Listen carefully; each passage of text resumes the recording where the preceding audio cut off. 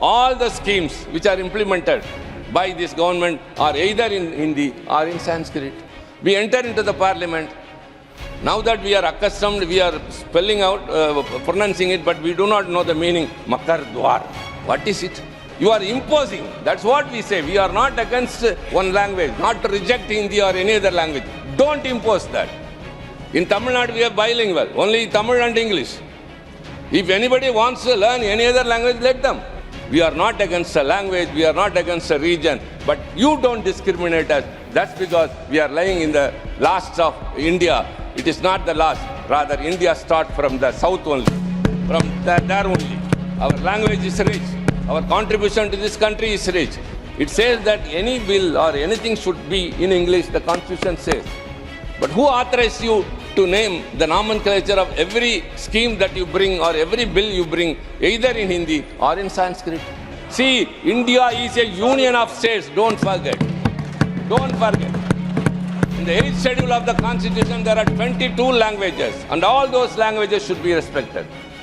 And no one language should dominate the other. Sanskrit is not a spoken language. It's only in books. It is in Vedas. Whereas Tamil has a rich history of literature, grammar, and everything. And 8 countries have Tamil as the official language. Learning Hindi, even the finance minister has leveled an accusation. We stopped her from learning Hindi. No. The Dakshina Hindi Prachar Sabha's headquarters is in Tamil Nadu. Sir, our constitution is a unique and enduring document which has withstood many crises and the test of time. So the Indian Constitution has not come out of a revolution, as in many other countries, but it is out of a series of experiences, developments rooted in constitutional methodologies and principles. Sir, I have got a lot to say about it, sir. Before that, I would like to recall Thomas Jefferson, the architect of the Declaration of Independence and the 3rd President of the United States of America. He once wrote that no constitution in the world will survive for more than 19 years. Later, the same theory was reaffirmed by 3 researchers on an empirical study which has come out in the Endurance of National Constitutions. And it also said that every constitution expires within 17 years. They said some reasons for that, sir.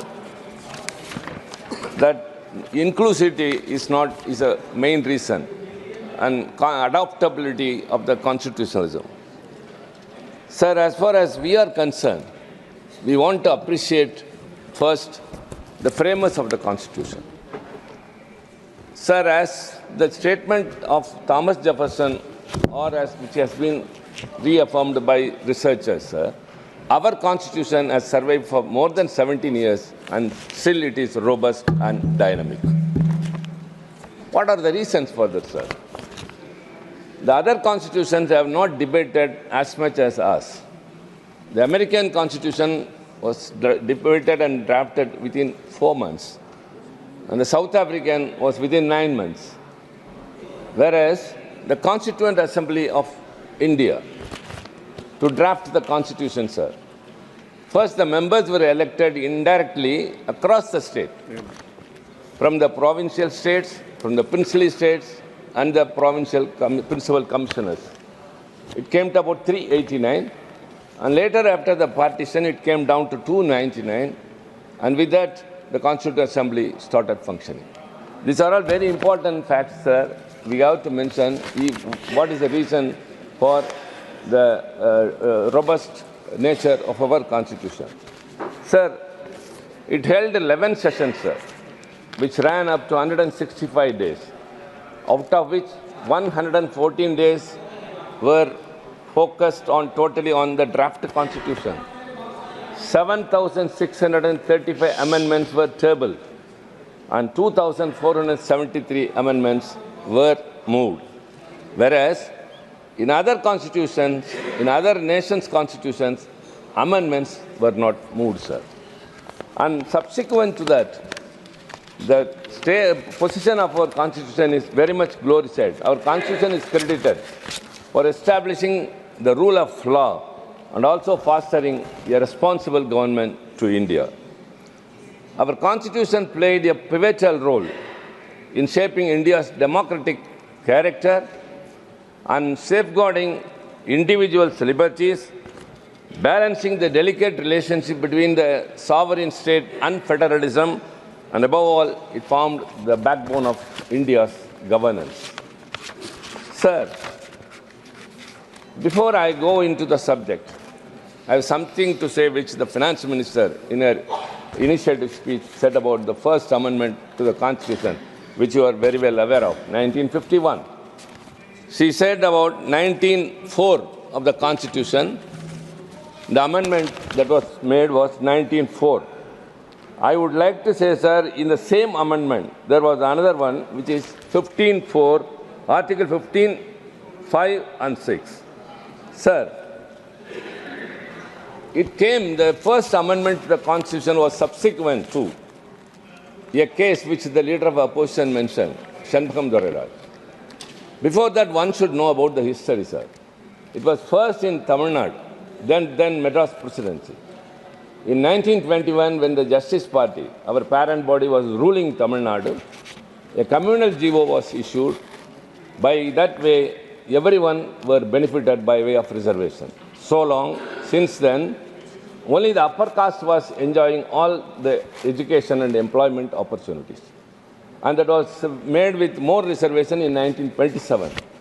And later, sir, this Shanmugam Doreraj filed a case in the court that this communal reservation deprives her of a genuine seat in medical.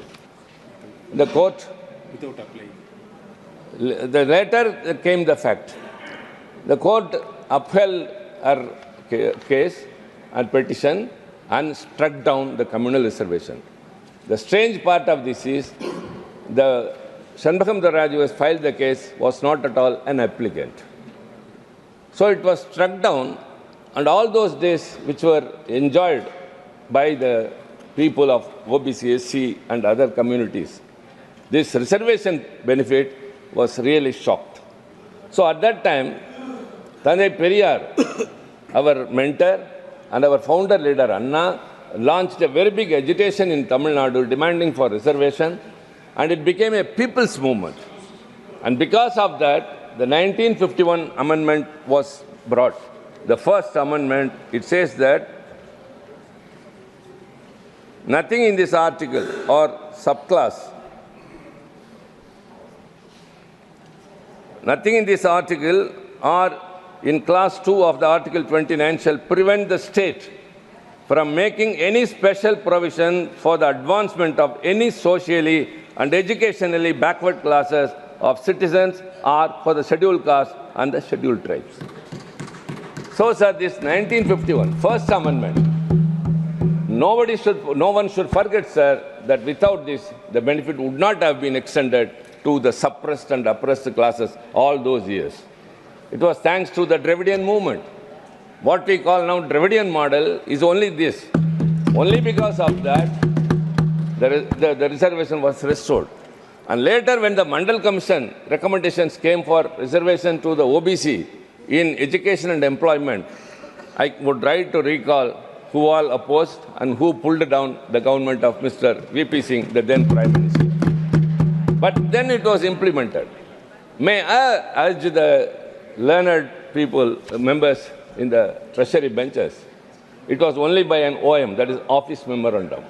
If you are really interested in the interests of OBC, you bring a constitutional, as you did for EWS.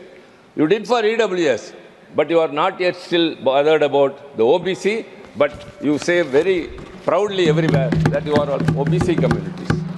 So, sir, and this is the right time.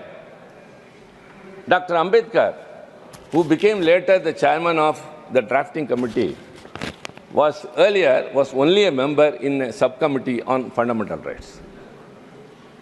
Before 9 months, he was assigned the responsibility of chairing the drafting committee, sir.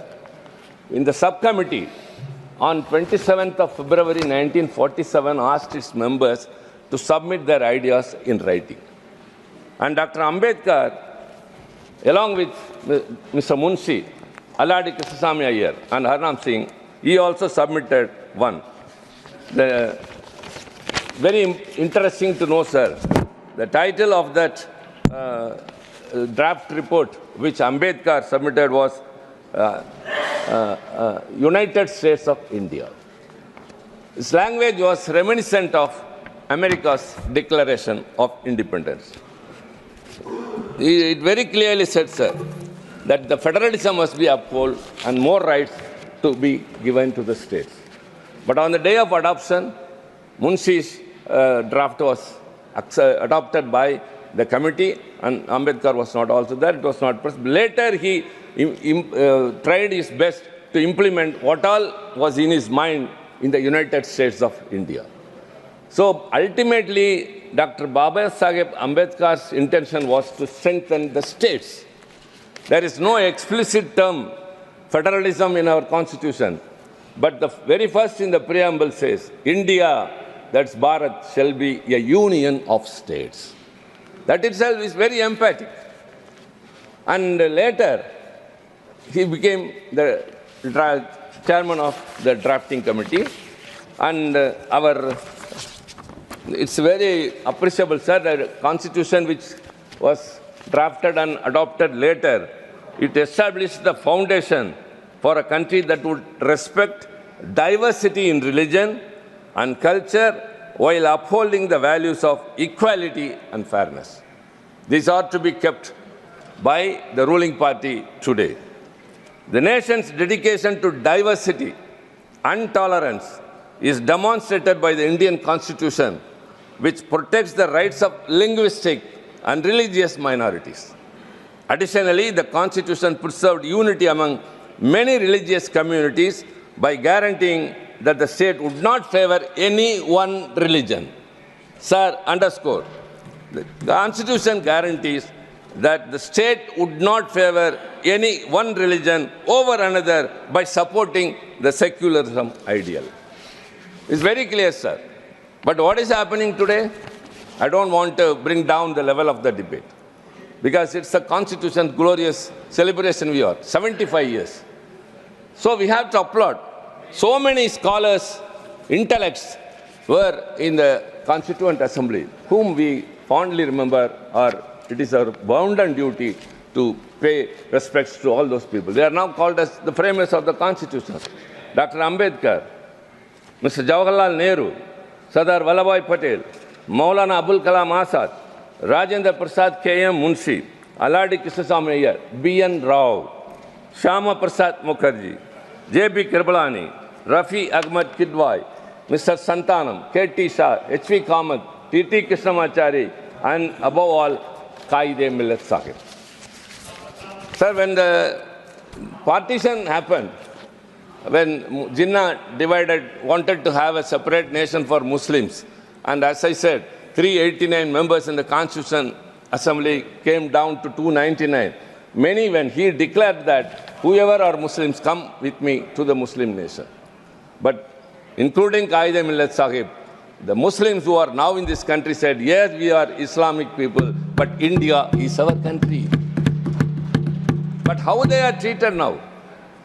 I would urge, sir, again the government, not an iota of apprehension should come in the minds of the linguistic and religious minority in this country. But it often happens. We have to see to that, sir. Everything. And Dr. Ambedkar very responsibly told that. He was, of course, lauded by everyone. Pattabhiram Siddharamaiah told that, when speaking about Dr. Ambedkar, he said, what a steamroller intellect he has brought into this Constituent Assembly, which is irresistible, indelible, and unconquerable. And Dr. Rajendra Prasad, the chairman of the Constituent Assembly, very clearly said that if at all the best thing the Constituent Assembly has done is that we have made Dr. Ambedkar as the chairman of the drafting committee. And what he said, sir, Dr. Ambedkar, he was also very much responsive. He appreciated each and everyone. The leader of opposition quoted someone. And Dr. Ambedkar very clearly says, I quote, sir, Sir Aladi Krishnamaya, Dr. Ambedkar said, I came with no greater aspiration than to safeguard the rights of the interests of the scheduled caste people. I had the least remotest idea that I would be entrusted with such a big responsibility. There are people bigger, better, and more competitive than me in this assembly. But they have made me. They have entrusted the responsibility. They have chosen me as the chairman of the drafting committee. And he continues to say, sir, and he says very much about S.N. Mukherjee, Sundarnath Mukherjee. The West Bengal people should be happy about it. The Surendranath Mukherjee, he said, the task of the drafting committee would have been a very difficult one if this Constituent Assembly has been merely a motley crowd, a tessellated pavement without cement, a black stone here and white stone there, with each member or each group was a law unto itself. In that respect only, he is appreciating the Congress. It is because of the discipline of the Congress party that the drafting committee was able to pilot the Constitution in the Assembly with the sure knowledge as to fate of each article and each amendment. My job is not to be a spokesperson, sir, but I call a spade a spade. We have got many things, but we call a spade a spade. And Dr. Ambedkar shared the credit with each and everyone. He said party discipline, in all its rigidity, would have converted this assembly into a gathering of yes men. Fortunately, there were rebels. There were Mr. Kamath, Mr. Deshmukh, Mr. Sidwa, Professor K.T. Shah, and Pandit Hridayanath Kunsu. So when he appreciated those who supported, at the same time, he also mentioned those who were rebels, who spoke against. That is dissent, that is democracy. So that has emerged in those days itself. Sir, the Constitution has very great qualities. I don't want to go into that. I got something else. I want to remind of our great leader, the great thinker, uncomparable, and still not still, sir, forever, the very best scholar is our Anna, the founder leader of our DMK party. Sir, he used to write letters in the party official organ to his party cadre, enlightening them of what is going on in the country, enriching them with the history of the world. The revolutions happen here and there. For what reason? And all people have come out of slavery. All these things he was educating the last person in the party. So he used to write. But the way of addressing the letter was the dear brother. This family bondage, this affinity was first brought in by. Anna wrote a letter which happened to be the last one and which is also called as the Will of Anna. At that time he was the chief minister. He wrote that, dear brother, I have never been mad after power, nor I am happy to be the chief minister of a state which comes under a constitution where it is in letter that it is federalistic, but in practice it is becoming more and more centralized. So he expressed that autonomy has to be given to the states. This was his last wish, and so it is considered as a will. Because he realized the states which are the constituents of this union were weakened slowly, one by one stages.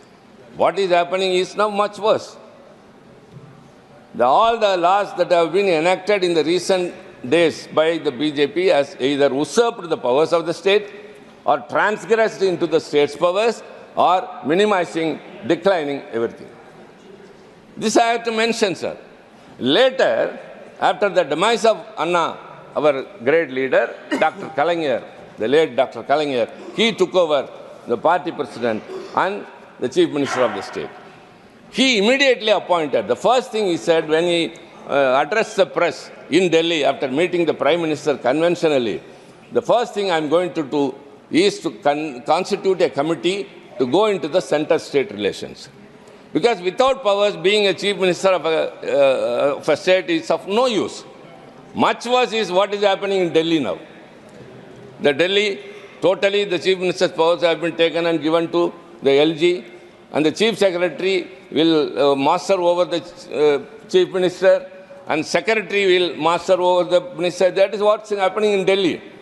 That's union territory. But even in the states were not able to fulfill the needs and the requirements of those people.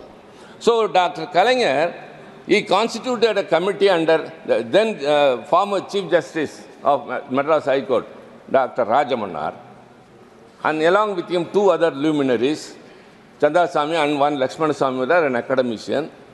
And the terms of reference was very important, entrusted to the committee. The terms of reference were, kindly look into it, that what are the powers from the union list and the concurrent list should be transferred to the state list. And what are the powers that have to be deleted from the union list.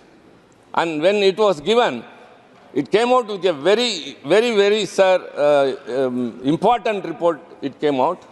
It gave too many number of suggestions, out of which one is Interstate Council, which also was brought into action during 1989 when VP Singh was the Prime Minister, thanks to our intervention, sir.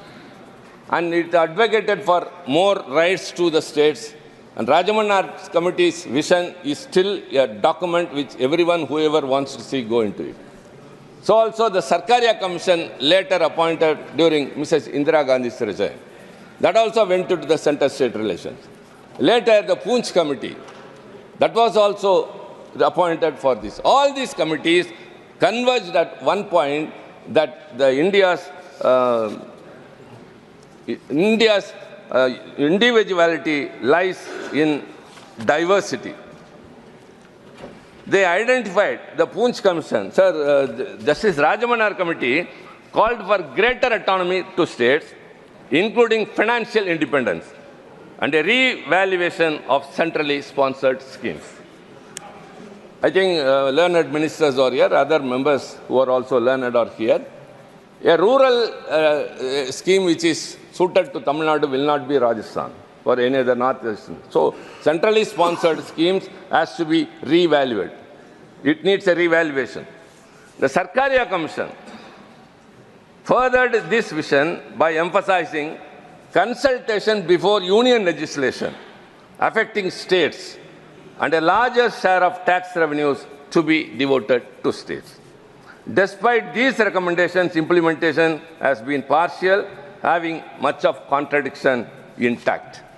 The Poonch Commission identified the need for reforms in the current list and concurrent list and proposed institutionalized mechanisms for reforms for resolving disputes between the center and the states. So these reports offer a roadmap, but challenges still persist. Practically, the area of fiscal devolution and legislation overlap. This is where the commitment of federalism must be tested by ensuring that states are empowered to contribute effectively to the people nation building without being stifled by central overrule. Sir, we are much affected.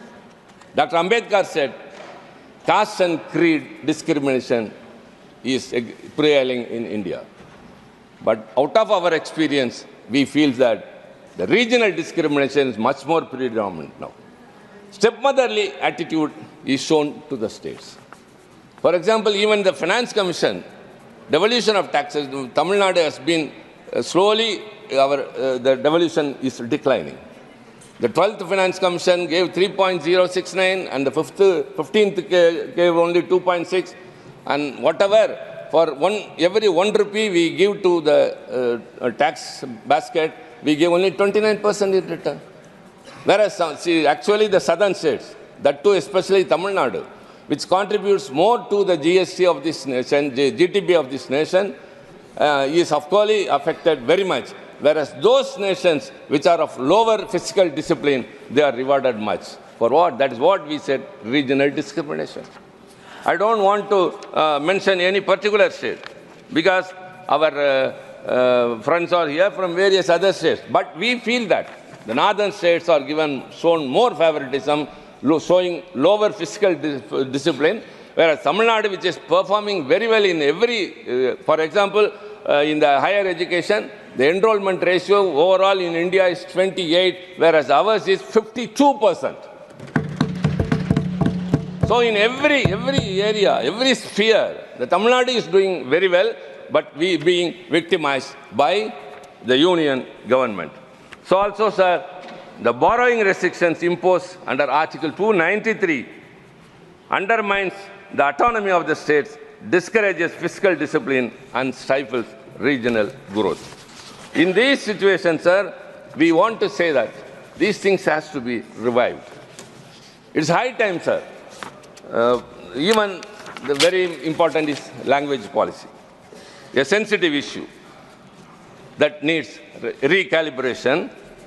Tamil Nadu's consistent opposition to the imposition of Hindi is not about rejecting a language, but about preserving its linguistic diversity. The two-language formula adopted in Tamil Nadu has fostered inclusivity without compromising on national unity. Sir, during the Constituent Assembly debates, though there was no subcommittee as like other things for language, but it happened so that when many proposed for Hindi to continue. Before independence, the official language of India was only English. But later, after the independence, the Constituent Assembly, they debated it, and a section of the members supported Hindi, and a section of the members supported English. And when it came to equality, Dr. Rajendra Prasad, who was then the chairman, cast his vote, and by that, Hindi became the official language. And very importantly, Article. So, sir, yes, Article 368 also, I must appreciate that. It is the amending provision. The amending provision is the only special feature, unique feature in Indian Constitution which many others do not have. And because of that, so many amendments have been done. And that amendments are being done to meet the need of the day. And when the Constitution was drafted about the official language, sir, it very clearly said that Hindi shall be the official language in Devanagari script, and notwithstanding anything in this article, Parliament may be law provide for the use after the set period of 15 years, the English language or the Devanagari form of numerals. So it said that after 15 years of the enactment of the Constitution, English will go off, and then only Hindi will be the official language. Sir, again, our founder leader Anna, who this house was benefited by his presence as a member from 62 to 67, he spoke very much about the language policy, and the Official Languages Amendment Act 1963 came, and it declared that the official language, the English shall also be the official language, as long as the non-Hindi speaking people accept it.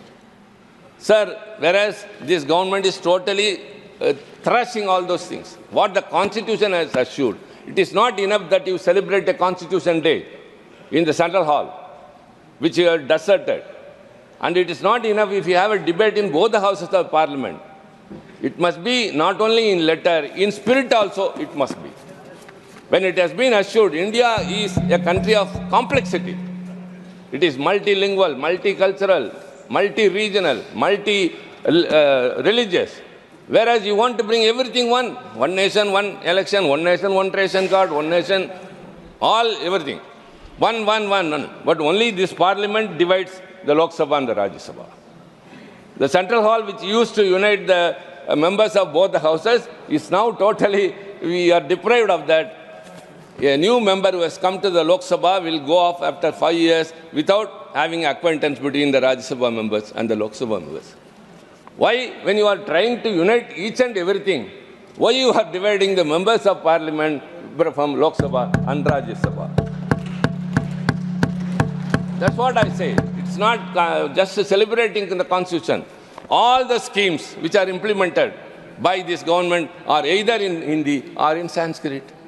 Learned ministers, Puri is here, my dear brother Yadav is here.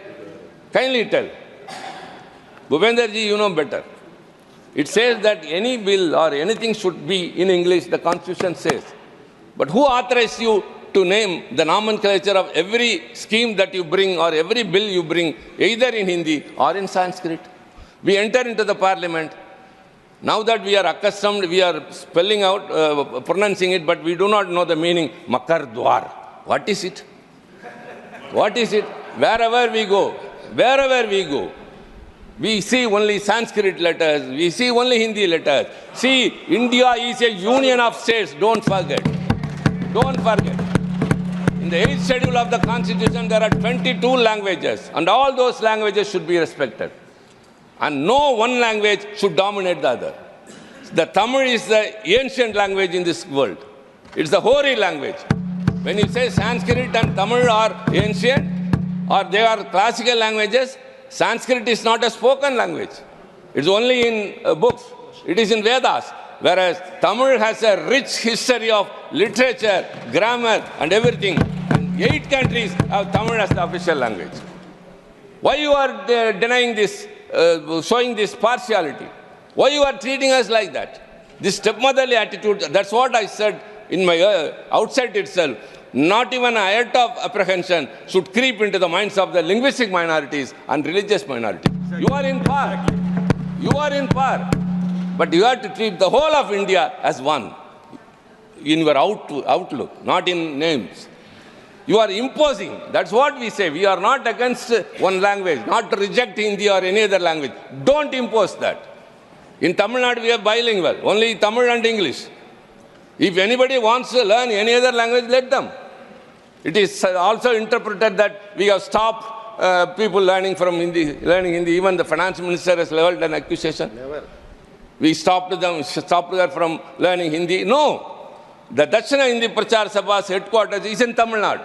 Every year, lakhs of people are studying there and getting graduated. If you are totally against a language, we would not have allowed it. If you are interested, go ahead. But what the way the government is acting today is totally anti-constitutional, anti-federal. Sir, we want to insist upon one thing. If at all you are very sincere, if you are really devoted in celebrating the Constitution Day, you have to uphold secularism and federalism, which is the most important factor, core thread of backbone of our Constitution and our country. And in this situation, sir, I would like to conclude with only one thing. Federalism is not about weakening the center. It is about strengthening the union by empowering the Constitution. So kindly keep in mind, we are not against a language, we are not against a region, but you don't discriminate us. That's because we are lying in the last of India. It is not the last. Rather, India starts from the south only, from there only. Our language is rich. Our contribution to this country is rich. Whenever the integrity and the sovereignty of India was affected, it was DMK which has stood first to protect the nation. We had a slogan of separate Dravida Nadu. We gave it up only during the Chinese aggression. During the Bangladesh war, it was DMK which contributed more than any other state to save the nation. So don't underestimate us. We have always been with us. So stop this attitude of stepmotherly treatment, and I would urge again, respect all languages, respect all religions, and tax devolution is very, very important. So with these words, sir, I thank you very much for giving this opportunity. Thank you. Mani Sri V. Vijay Sai Reddy.